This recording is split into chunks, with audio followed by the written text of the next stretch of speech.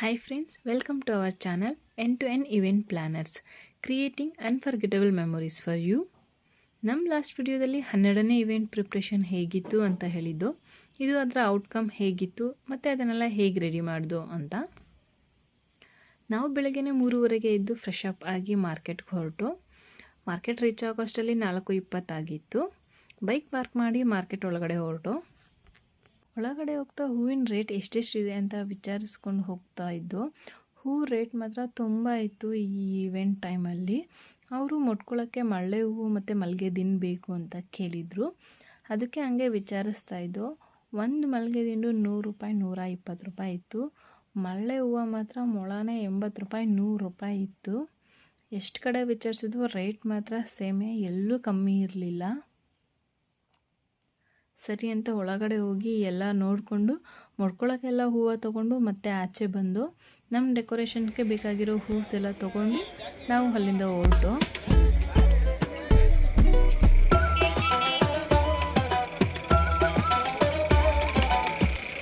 Last ವಿಡಿಯೋಲ್ಲಿ ಹೇಳಿದ್ನಲ್ಲ, ಎಲ್ಲಿ ನೋಡಿದ್ರೂ ಹೂನೇ ಇರುತ್ತೆ ಅಂತ. ಅರ್ಲಿ ಮಾರ್ನಿಂಗು ನೋಡಿ ಫುಲ್ಲು ಹೂನೇ. ಈ ಸರ್ಕಲಲ್ಲಿ ಕ್ರೌಡ್ ಮಾತ್ರ ಅಷ್ಟೇ ಇರುತ್ತೆ. ಹಬ್ಬ ಅಂತ ಬಂದರೆ ಅಂತೂ ಇನ್ನೂ ಜಾಸ್ತಿನೇ ಇರುತ್ತೆ ಇಲ್ಲಿ ಕ್ರೌಡು.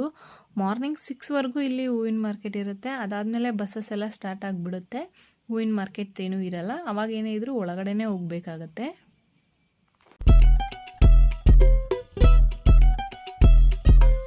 ನಾವು ಹೂ ಎಲ್ಲ ತೊಗೊಂಡು 5:30 ಹಂಗೆ ಅಲ್ಲಿಂದ ಹೊರಟು ಲೊಕೇಶನ್ ರೀಚ್ ಆಗೋ ಅಷ್ಟರಲ್ಲಿ 6:45 ಆಗಿತ್ತು.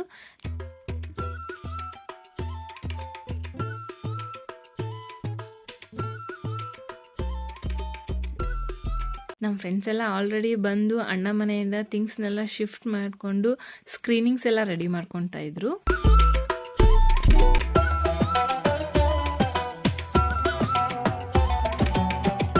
ನಾವು ಹೋದ್ಮೇಲೆ ಫ್ಲವರ್ಸ್ ಎಲ್ಲ ರೆಡಿ ಮಾಡ್ಕೊತಾ ಇದ್ವು. ಅದು ಪ್ಯಾಕ್ ಆಗಿರುತ್ತಲ್ವ, ಅದನ್ನೆಲ್ಲ ರಿಮೂವ್ ಮಾಡಿ ಕಲರ್ಸ್ ಎಲ್ಲ ಡಿವೈಡ್ ಮಾಡ್ಕೊತಾ ಇದ್ದು.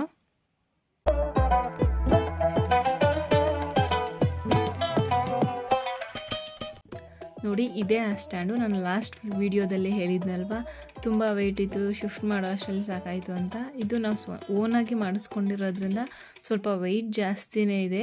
ಇದನ್ನು ಬೈಕಲ್ಲಿ ಶಿಫ್ಟ್ ಮಾಡೋ ಅಷ್ಟರಲ್ಲಿ ಸಾಕಾಯಿತು. ಅದ್ರ ಜೊತೆಗೆ ಫುಲ್ಲು ಜೋರು ಮಳೆ, ಎಲ್ಲೂ ನಿಲ್ಲಿಸ್ಕೊಳಕ್ಕಾಗ್ತಾಯಿಲ್ಲ. ನಿಲ್ಲಿಸ್ಕೊಂಡು ಬ್ಯಾಲೆನ್ಸಿಂಗು ಸ್ವಲ್ಪ ಕಷ್ಟ ಆಗ್ತಿತ್ತು, ವೆಯ್ಟ್ ಮಾಡೋದಕ್ಕಾಗಲ್ಲ ಅಂತ ಅದೇ ಮಳೆಯಲ್ಲೇ ಶಿಫ್ಟ್ ಮಾಡಿಕೊಂಡು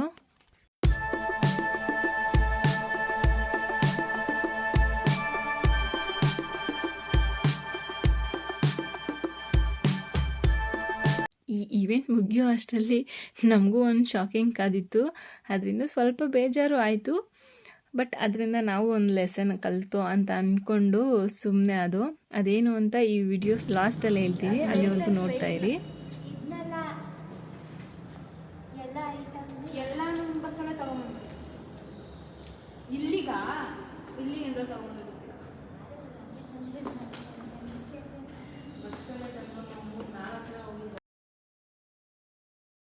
ಎಂಟ್ರೆನ್ಸ್ಗೆ ನೇಮ್ ಬೋರ್ಡ್ ಎಲ್ಲ ರೆಡಿ ಮಾಡಿಕೊಂಡು ಫ್ಲವರ್ ಎಲ್ಲ ಅರೇಂಜ್ ಮಾಡ್ಕೊಳ್ಳೋದಕ್ಕೆ ಸ್ವಲ್ಪ ಟೈಮ್ ತೊಗೊಂಡು, ಬಿಕಾಸ್ ನಮ್ಮದು ಇದು ಫಸ್ಟು ರಿಸೆಪ್ಷನ್ ಡೆಕೋರ್ ಆಗಿರೋದ್ರಿಂದ. ಇದು ಫೋಟೋಶೂಟ್ ಏರಿಯಾ ಥರ ಇರಲಿ ಅಂತ ಆ್ಯಡ್ ಮಾಡ್ಕೊಂಡಿದ್ದು. ಇವಾಗಿನ ಮದುವೆಗಳಲ್ಲಿ ಆಲ್ಮೋಸ್ಟ್ ಇದು ಇದ್ದೇ ಇರುತ್ತೆ ಅಲ್ವಾ, ಸೊ ಚೆನ್ನಾಗಿ ಕಾಣಿಸುತ್ತೆ ಅಂತ ನಾವೇ ಅರೇಂಜ್ ಮಾಡ್ಕೊಂಡಿದ್ದು. ಇದು ಮೈನ್ ಡೋರ್ ಡೆಕೋರ್ ಸಿಂಪಲ್ ಆಗಿ.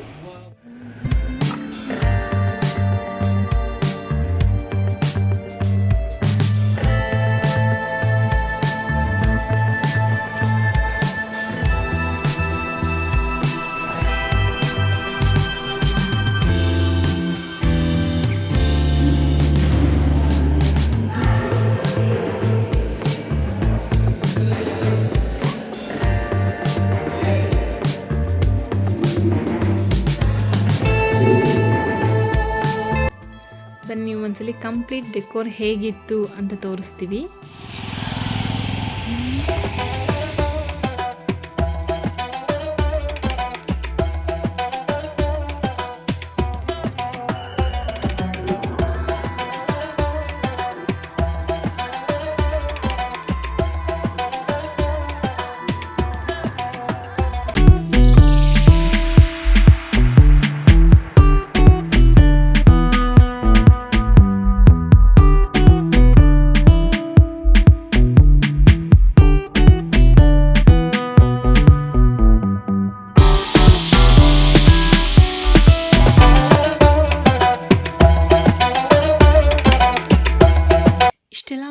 ಅಷ್ಟರಲ್ಲಿ 11:30 ಆಗಿತ್ತು.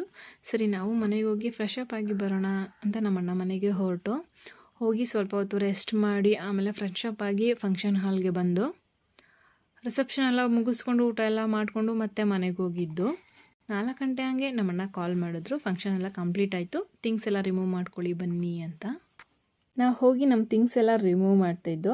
ಅಲ್ಲೇ ಸರೌಂಡಿಂಗ್ಸಲ್ಲಿರೋ ಚಿಕ್ಕ ಚಿಕ್ಕ ಹುಡುಗರೆಲ್ಲ ಬಂದಿದ್ದರು ಫ್ಲವರ್ಸ್ ಎಲ್ಲ ತೊಗೊಂಡೋದಕ್ಕೆ. ಯೂಶ್ವಲಾಗಿ ಆ ಥರ ಎಲ್ಲ ಬರ್ತಾರೆ ಚೌಟ್ರಿಗಳಲ್ಲಿ. ನಾವೇ ನಮ್ಮ ಹತ್ರ ಇರೋ ಚೆನ್ನಾಗಿರೋ ಫ್ಲವರ್ಸ್ ಎಲ್ಲ ಕಿತ್ತಿ ಕೊಟ್ಟಿದ್ದೋ ತೊಗೊಂಡು ಹೋಗಿ ಅಂತ. ಕೊನೆಗೆ ಅವ್ರು ನೋಡಿದ್ರೆ ನಾವು ಆಚೆ ಮೇಯ್ನ್ ಎಡಿಟಲ್ಲಿ ಡೆಕೋರೇಷನ್ಗೆ ಅಂತ ಆರ್ಟಿಫಿಷಿಯಲ್ ಫ್ಲವರ್ಸ್ ಇಟ್ಟಿದ್ದು, ಅದನ್ನೆಲ್ಲ ಕಿತ್ಕೊಂಡು ಹೋಗ್ಬಿಟ್ಟಿದ್ರು. ಅದೆಲ್ಲ ಆ ಹುಡುಗರು ಕಿತ್ಕೊಂಡು ಹೋಗಿದ್ರು. ಆಮೇಲೆ ಹೋಗಿ ನೋಡಿದ್ರೆ ಫೋಟೋಶೂಟ್ ಏರಿಯಾದಲ್ಲಿ ನಾವು ಲವ್ ಬರ್ಡ್ಸ್ ಎಲ್ಲ ಹಾಕಿದ್ದು ಸ್ವಲ್ಪ ಚೆನ್ನಾಗಿ ಕಾಣಿಸುತ್ತೆ ಅಂತ. ಆಮೇಲೆ ನೋಡಿದ್ರೆ ಅದನ್ನು ಎಲ್ಲ ಯಾರೋ ಕಟ್ ಮಾಡ್ಕೊಂಡು ಹೋಗ್ಬಿಟ್ಟಿದ್ದಾರೆ. ಅದನ್ನು ಯಾರು ಕಟ್ ಮಾಡ್ಕೊಂಡು ಹೋದ್ರು ಅಂತ ನಮಗಂತೂ ಗೊತ್ತಾಗಲಿಲ್ಲ. ಈ ಫಂಕ್ಷನ್ಗೆ ಅಂತಲೇ ಇದನ್ನೆಲ್ಲ ಹೊಸದಾಗಿ ಇನ್ವೆಸ್ಟ್ ಮಾಡಿ ತೊಗೊಂಡು ಬಂದಿದ್ದು. ಹೀಗೆಲ್ಲ ಆಯಿತು ಅಂತ ಲಾಸ್ಟಲ್ಲಿ ಸ್ವಲ್ಪ ಬೇಜಾರಾಯಿತು. ಸರಿ ಓಕೆ, ನೆಕ್ಸ್ಟ್ ಟೈಮಿಂದ ಹುಷಾರಾಗಿರೋಣ ಅಂತ ಸುಮ್ಮನೆ ಅದು.